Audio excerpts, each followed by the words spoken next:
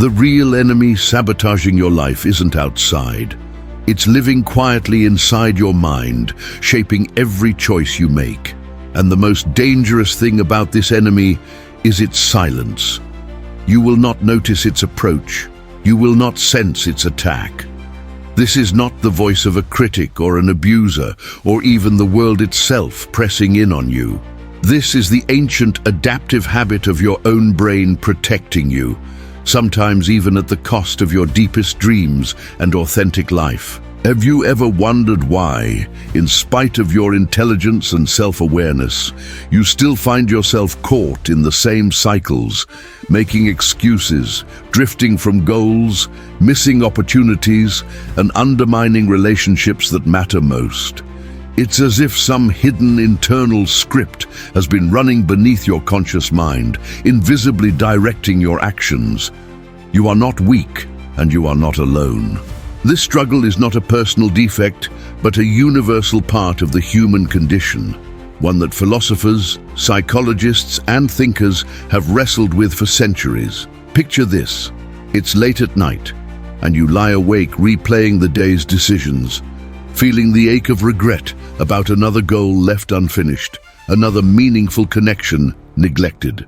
With each missed promise to yourself, "I'll start tomorrow. I'm just too exhausted. This isn't the right time." A quiet frustration settles in. You might even feel shame, a suspicion that maybe you're just not wired for success or deep happiness. But what if the root of that self-sabotage wasn't laziness, but survival? In the language of psychology, self-sabotage is the result of powerful, often unconscious defense mechanisms, patterns designed to keep us safe from pain, shame, or rejection. Freud recognized the mind's capacity to defend the ego at any cost, and Jung mapped the shadow, that collection of experiences, memories, and instincts we repress because they threaten our preferred self-image. What was once a survival skill in childhood, avoiding criticism, staying invisible, pleasing others, transforms over time into a silent jailer, keeping you within the limits of comfort no matter what you consciously desire. Society compounds the trap. Modern achievement culture, obsessed with constant progress and flawless output, piles on new layers of pressure, shame, and fear. You're told to believe in yourself, push through, or just stay positive. Yet even as you strive, you might sense an invisible resistance, a weight dragging you back toward unfulfilling routines and emotional numbness. The real challenge isn't ignorance. It's the battle against old neural programming, the stubborn wiring that always reverts to the familiar, even when the familiar is painful or unfulfilling. And there is a paradox at the heart of self-sabotage. It often masquerades as wisdom. You make the practical choice and walk away from the uncomfortable path. You justify inaction as self-preservation or waiting for the right time. Over days, years, and decades, these choices sculpt your life, one silent compromise at a time, until your dreams feel like distant fiction and your authentic self remains locked away behind a wall of caution. If you have felt this tension between the self you want to become and the patterns you can't seem to break, know this. You stand in a lineage of deep thinkers who saw self-sabotage not as a shameful weakness, but as a source of insight for radical transformation. From Nietzsche's will to power, Jung's individuation, and Frankl's search for meaning, to modern neuroscience's revelations about habit and neuroplasticity, the journey of self-sabotage is universal and ultimately redeemable. In this video, you will experience an honest, unsparing exploration of why we sabotage ourselves, how the world's greatest minds have failed and overcome, and what it really takes to break free. There are no shortcuts here, no superficial motivation. Instead, you'll be invited to become a patient observer of your own mind, to question your patterns without judgment, and maybe for the first time, to rewrite the script you inherited from the past. If you find yourself still watching after these opening moments, it means part of you is already ready for a different kind of story. And that story begins now. In the quiet corners of your mind, there is a war being fought, a war almost no one prepared you for. Outwardly, you might appear calm, collected, even successful to those around you. You go to work, manage your responsibilities, pay your bills, maybe even nurture relationships and pursue small passions.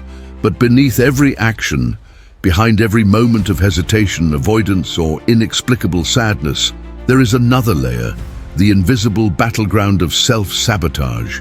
Unlike classic battles, this one has no banners, trumpets, or glory.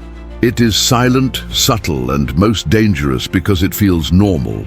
It begins early, coded deep into the subconscious by parents, school, community, and a culture designed equally to encourage and restrain. Maybe, as a child, you were taught that praise must be earned by always succeeding, or that mistakes are marks of personal failure. Perhaps you absorbed the lesson that your desires are inconvenient, risky, or selfish. Over time, these lessons harden into inner laws, invisible scripts that dictate what you can want, how much you can achieve, even how worthy of love you might be. Even before you consciously recognize what is happening, these old scripts take the wheel at critical moments. You hesitate to send an email that could open new doors. You postpone a creative project because you doubt its value. You withdraw from intimacy because a voice whispers that you will surely disappoint or be left behind. All the while, you blame yourself for a lack of discipline or motivation, never realizing that something much deeper is at play.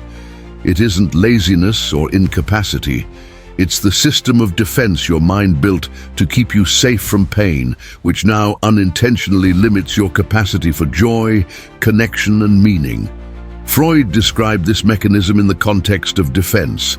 Our psyche, threatened by anxiety or conflict, erects barriers to shield the self. But Freud's insights were only the beginning. Jung went further, mapping the shadow, the part of us that collects shame, anger, fear, and unmet needs. The shadow is not simply a relic of personal trauma or family dysfunction. It is a universal reservoir, a place where not only our wounds, but also our latent strengths, ambitions, and lost possibilities are exiled. Until you make the unconscious conscious, it will direct your life, and you will call it fate, Jung warned. Self-sabotage is rarely about conscious choice. Instead, it is the unconscious moving the strings behind the surface, steering you away from the unfamiliar, the difficult, the vulnerable. Studies in modern neuroscience support this. Habits, once formed, become hardwired into the basal ganglia, a part of your brain that prefers efficiency to novelty. The brain, ever economical, would rather repeat an old error than risk the discomfort of a new possibility. This is why so many people, even those deeply invested in growth, find themselves relapsing into gloom after moments of clarity or inspiration.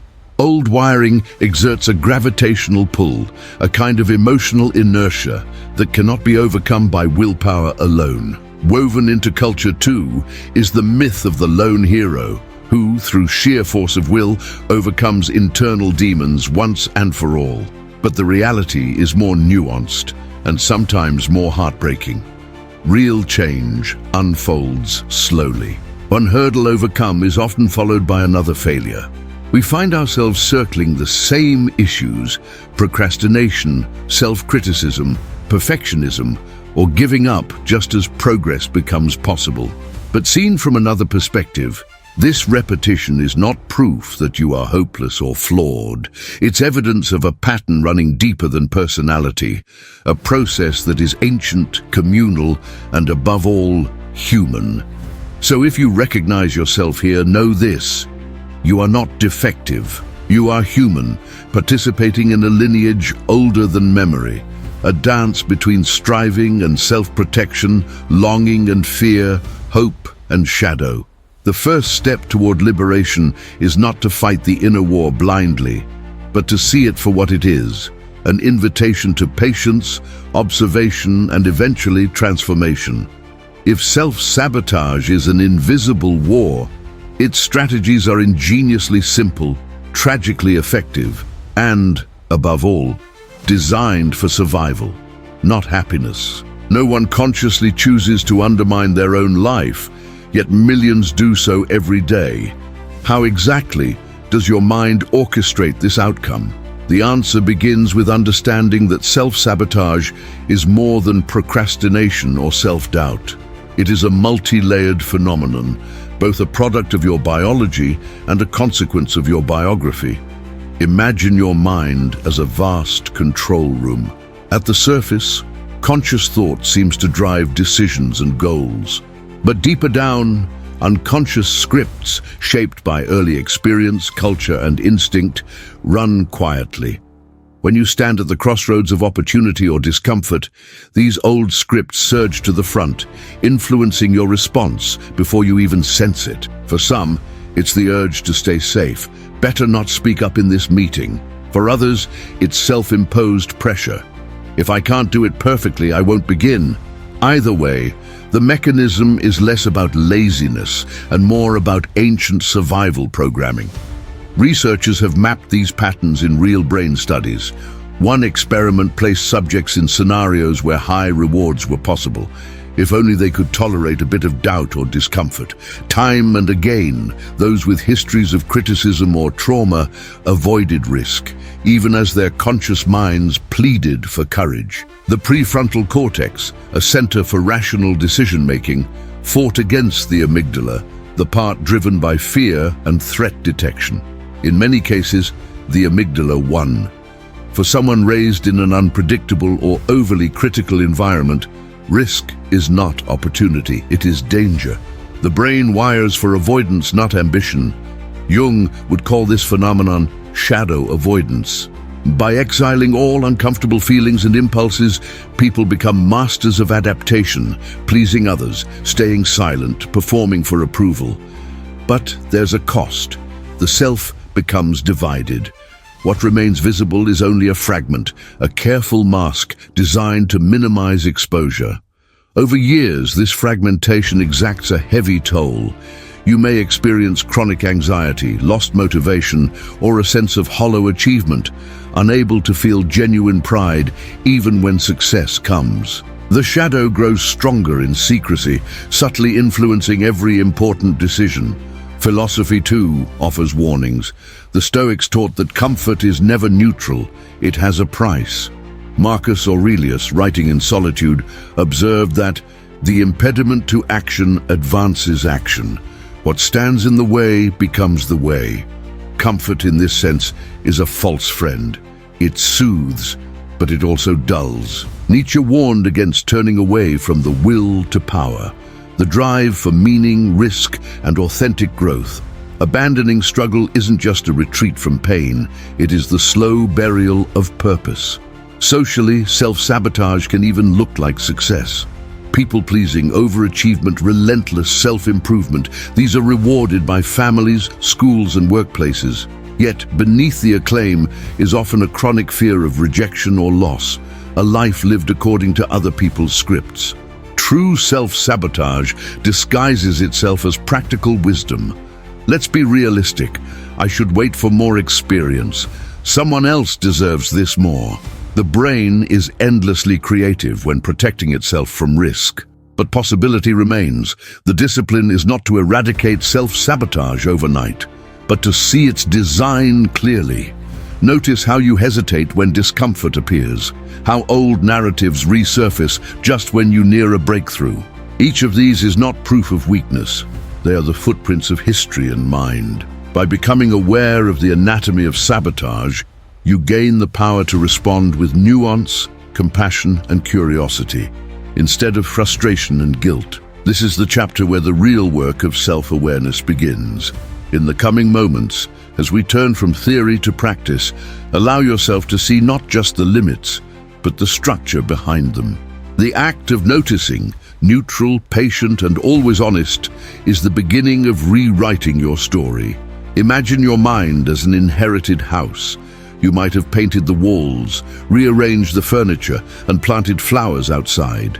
Yet, when the lights are off and the world is quiet, you notice doors that won't open and hallways that always seem cold, untouched by your personal touch. Self-sabotage often has this character.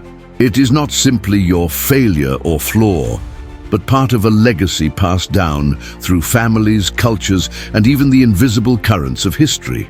To truly understand your limits, you must look not just at your own story, but at the stories that built the world you inhabit. In many families, overt wounds are obvious, cycles of addiction, explosive conflict, abandonment. In others, the patterns are subtler. Expectations of perfection, duty, self-sacrifice, and stoic silence in the face of pain. Children, sensitive to rejection and equally hungry for praise, internalize what is required for love, safety, and belonging. Over time, the cost of adaptation is clear. The living self is buried beneath a growing weight of should, must, and never enough. Everyone has inherited ghosts, and these ghosts become the scripts that shape adulthood. The story of not enough or too much or not like them is more than narrative. It's neurobiology, written deep in emotional memory. Jung saw this phenomenon everywhere. He wrote of the collective unconscious, the layer of mind formed by shared stories, symbols, and traumas. When you hesitate to claim a dream or speak your truth, it might be not just personal anxiety, but the echo of generations of silenced voices or thwarted hopes. Whole cultures can be shaped by trauma. Consider peoples recovering from war or famine, raised in scarcity and uncertainty. Their descendants often inherit subtle codes of caution, pessimism, or hypervigilance. Better safe than sorry becomes not just folk wisdom, but a law written silently in the nervous system. Even privilege can create sabotage of another kind. The pressure to be exceptional, to never fail, never question the blueprint handed down. Philosophy deepens the lens. Schopenhauer mused that we forfeit 3/4 of ourselves in order to be like other people.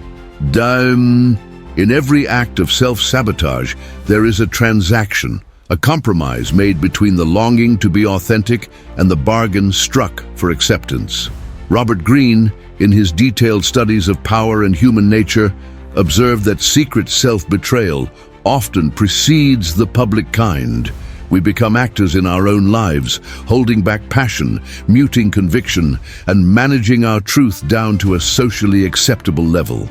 Over time, this safe life feels like imprisonment, one in which invisible bars are maintained from inside, never by external force. Modern science confirms these observations.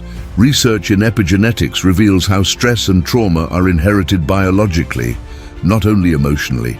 The child of a traumatized parent may carry their wariness or sensitivity even if the original wound is never named. Neuroscientists call this transgenerational transmission. It is as if your nervous system is coded not just for your own survival, but to complete the unfinished business of those who came before. The world does not begin anew with you.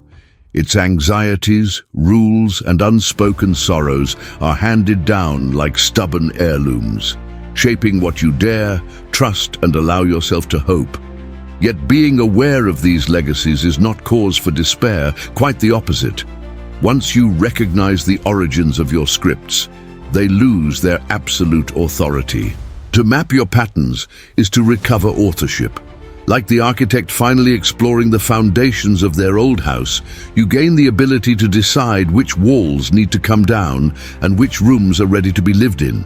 The ghosts, acknowledged, may not depart, but they become less frightening when seen by the light. In this chapter, let your gaze widen. When self-doubt arises, ask gently, whose worry is this really? When you shrink or hesitate, notice, is this my voice or my lineage? The act of treating inherited fear with curiosity is an extraordinary moment of reclamation, a turning from self-punishment to self-acceptance, from shame to wisdom. Here, the spiral of transformation deepens, bringing you one step closer to a life designed not by your history, but by your own hand. Nowhere is the battle with self-sabotage won or lost in grand gestures or bold declarations. Transformation happens in the smallest of daily moments. Insight alone is not enough.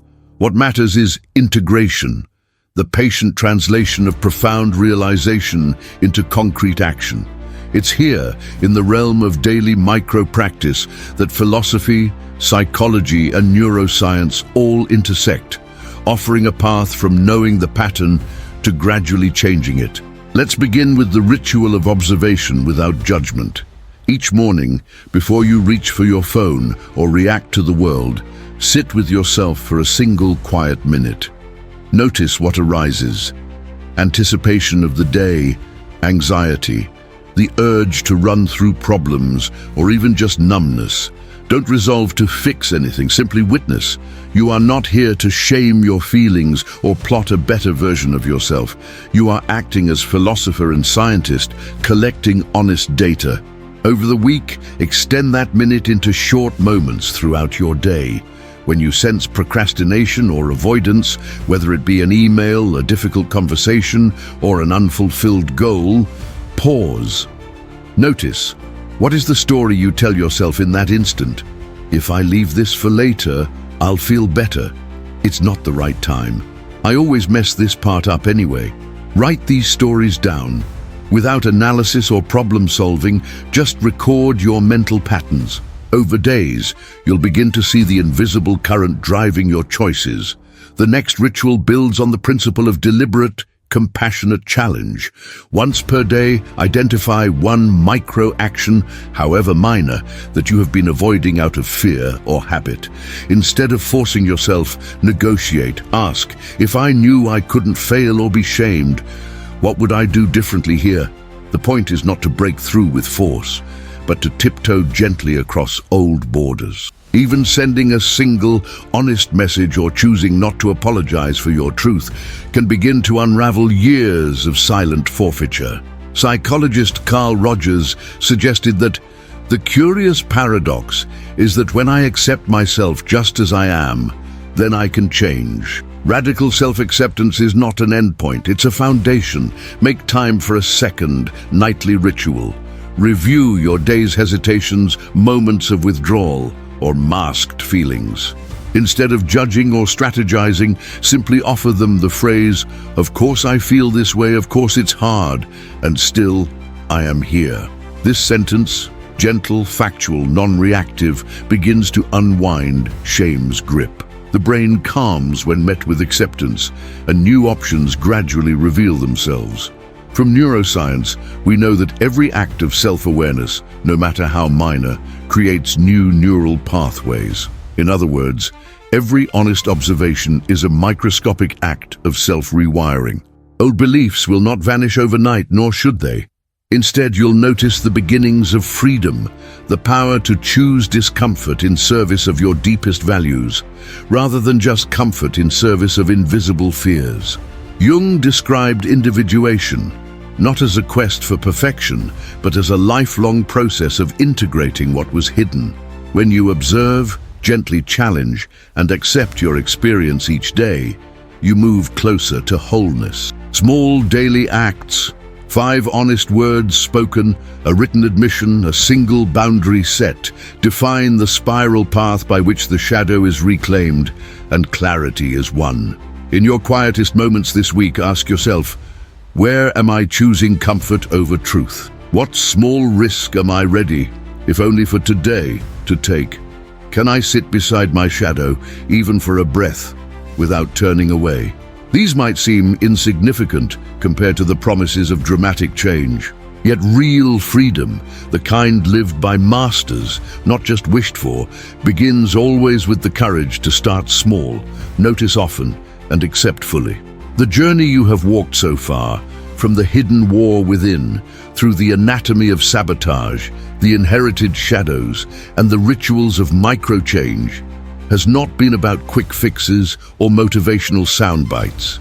True transformation is a spiral, not a straight line. And as you move toward the center of this spiral, every moment of honest awareness becomes an inflection point, where your life can tip from repetition to renewal. After months of practical ritual, a year, sometimes longer, you may notice victories so subtle and quiet that only your own heart can register them. Perhaps one evening you speak your mind without apology, and nobody turns away. Maybe a day passes when criticism from the world stings, but does not unravel your resolve. You begin to trust yourself, not just on good days, but especially on difficult ones. Each spiral upward reveals new traps, new patterns of avoidance, new inherited worries. But by now, you have built a repertoire of curiosity and resilience. The shadow no longer dictates from the dark. It becomes a source of wisdom, alive but no longer in control. Philosophers and scientists agree, the mind, infinitely plastic, can transform far beyond what most people imagine. Frankl found meaning in suffering, not by escaping his shadow, but by accepting it as a teacher. Jung devoted his life to mapping this process, the slow reintegration of what was lost, silenced or exiled into a grounded, complex wholeness. Modern neuroscience now shows that every conscious act of reflection, acceptance, and micro-change literally rewires the brain, opening new possibilities for action, connection, and even healing. Now, standing at the threshold of your next chapter, pause once more in the morning silence. Remember that you are no longer fighting a blind war against yourself. You are moving through the spiral by design, not by accident. The choice at every step is not between perfection and failure, but between avoidance and self-authorship. You're allowed to move slowly, to question, to revise the story as needed. The spiral is not a curse. It is a map, and the power to redraw its lines, again and again, is the gift and responsibility of being fully alive. In the years ahead, there will be new patterns to confront, moments of regression, eruptions of doubt. The masters, the philosophers and psychologists whose words wind through this script, do not promise easy victory or permanent clarity. Instead, they teach that the spiral never ends, and that wisdom is the ability to greet the shadow again and again, always from a stronger, more honest center. This is the liberation at the core of a meaningful life. As this journey of self-sabotage draws to a close, honor what you have learned. Notice the new awareness, the capacity for gentle challenge, and the beginnings of authentic authorship. The questions you carry matter more than the answers you find. Every honest reflection, risk, apology, or act of self-acceptance is the spiral's step upward. Thank you for sharing your attention and trust. In the space below, if you are willing, share your reflection. What did the spiral reveal? What phrase or ritual will you carry forward? What does your next chapter hold? Knowing that self-authorship is never about flawless victory, but about the courage to return, inquire, and begin again. This is not the end, only the next turn in your spiral. Welcome to authorship. Welcome to the journey beyond sabotage, designed, lived, and rewritten by you.